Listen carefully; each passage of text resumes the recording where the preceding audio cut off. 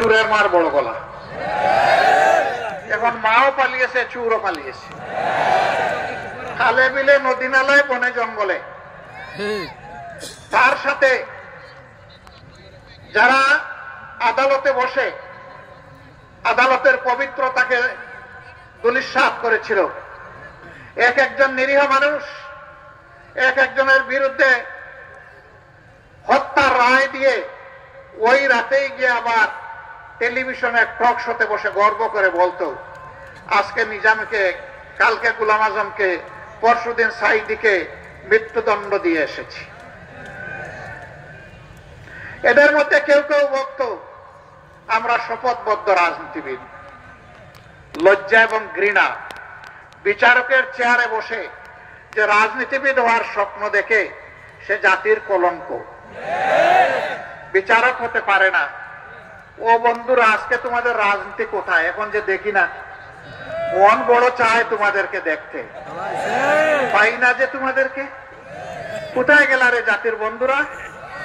আসো, সাহস থাকলে সামনে আসো, সামনে এসে নিজের করুণ পরিণতি ভোগ করো।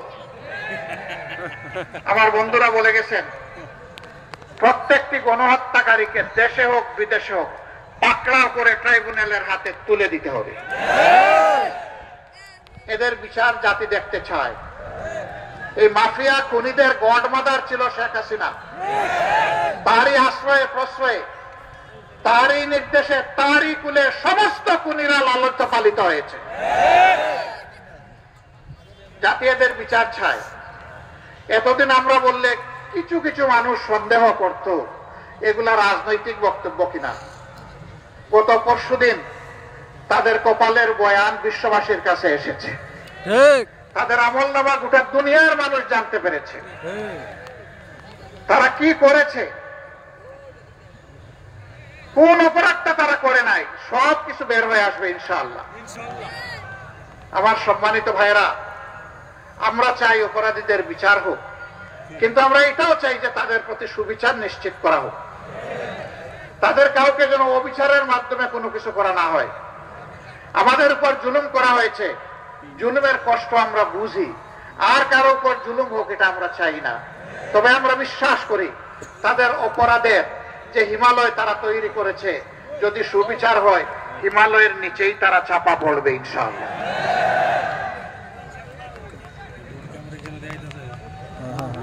দেশের সম্পদ দেশের ভিতরে থাকুক বিদেশে থাকুক, জাল ফেলে এগুলা দেশে ফিরাই আনতে হবে, সরকারের কোষাগারে জমা দিতে হবে। বৈষম্যহীন ভাবে বাংলাদেশের উন্নয়নে এগুলাকে কাজে লাগাতে হবে। কেন বৈষম্যহীন বললাম? এর আগে যার বাড়ি যেখানে হোক না রোডের বদলে বাস, কিন্তু উন্নয়ন সব সেখানে।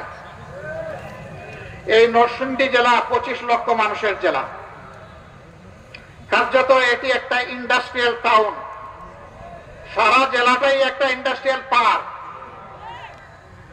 এখানে লক্ষ লক্ষ মানুষ শ্রম বিনিয়োগ করে উপার্জন করেন, তারা চুরি ডাকাতি করেন না। এই মানুষগুলো অসুস্থ হলে, আহত হলে তাদের চিকিৎসার জন্য উপযুক্ত কোনো ব্যবস্থা নরসিংদীতে নেই।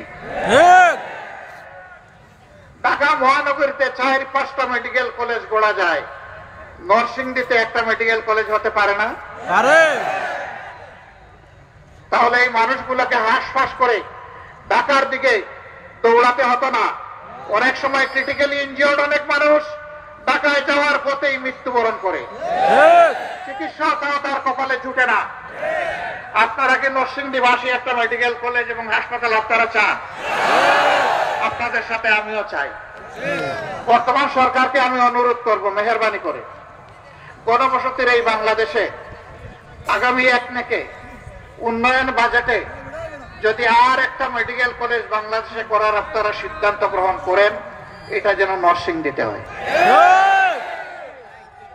যদি আপনারা না করার চিন্তা করেন, আমি বলবো আপনাদের চিন্তা করা উচিত এবং পর্যায়ক্রমে এই ধরনের জেলা যেগুলো আছে যেখানে কোনো মেডিকেল কলেজ নেই, সেখানে একটা করে মেডিকেল কলেজ গড়ে তুলুন।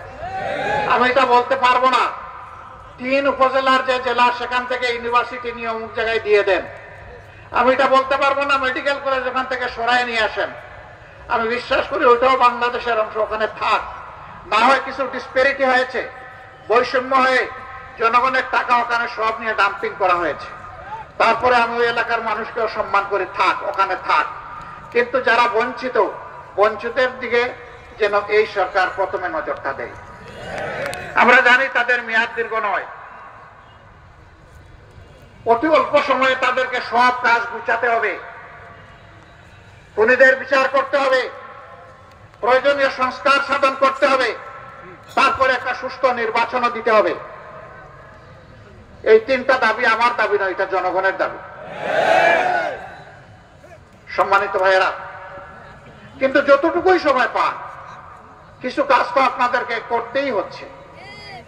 দৈনন্দিন কিছু কাজ আর উন্নয়নের কিছু কাজ, সেই কাজগুলা আপনারা যেন আবার নতুন করে কোনো বেইনসাফি না করেন, ইনসাফের ভিত্তিতে করবেন। আমাদের সন্তানেরা জীবন দিল, 24-এর গণহত্যায় তাদেরকে দুনিয়া থেকে বিদায় করা হলো, অনেকগুলা লাশের আজ পর্যন্ত কোনো খবর পাওয়া গেল না। আমরা কিভাবে পাবো? এই লাশগুলার খবর নিতে গিয়ে এখন দেখতে পাচ্ছি বাংলাদেশের বিভিন্ন জায়গায়, বিশেষ করে ঢাকার আশুলিয়া